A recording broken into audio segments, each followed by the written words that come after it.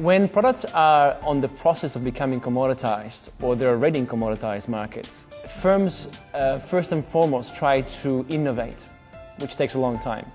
They also try and do more advertising to get the attention of the customer. What all these things are missing is an understanding that not only are products and services commoditized, but also the mind of the consumer is becoming commoditized. And by this I mean that consumers are only thinking about price. They're not receptive to new attributes, new benefits, higher quality.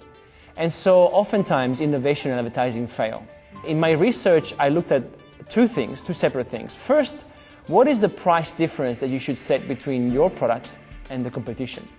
And second, how should you structure your price when you have multiple benefits to sell? Assume that you're a firm that has a brand new attribute to sell and it's not getting the attention that it deserves. Then how much more should you charge in the marketplace for that benefit? What we find is that there's really three different ranges that a firm can take. It can charge a little bit above the competition, it can charge an awful lot above the competition, or something in the middle, a moderate difference in price. So what we find is that anytime you charge a little bit or a lot higher than the competition, it's basically a no-brainer situation. What we mean by that is the consumers basically will buy or not buy, but will never think about the product. When the price is somewhat in the middle between these two numbers, it's a stage when a consumer says, okay, this price is expensive, this product is expensive, but it's not that expensive. So what is the difference accounting for? Why is it more expensive? And in this sense, they start thinking in their mind, trying to find reasons for the price difference. And once they find those reasons, they start liking your product.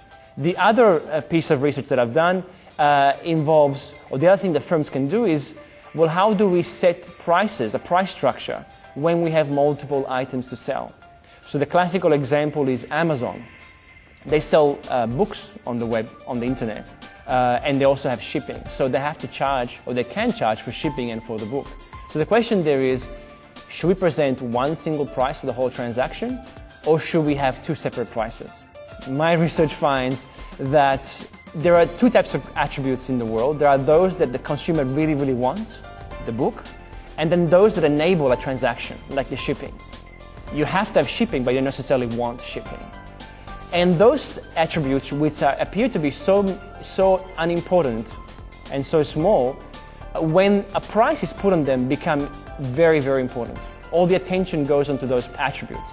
And that's why you find, as very often happens, that consumers buying on the internet are turned off from a purchase because shipping is expensive, when it's actually a very small part of the transaction.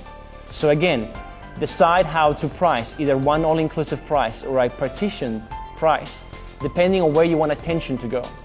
The challenge faced by firms in a commodity market is to perhaps put less emphasis on advertising and innovation and not leave price to chance.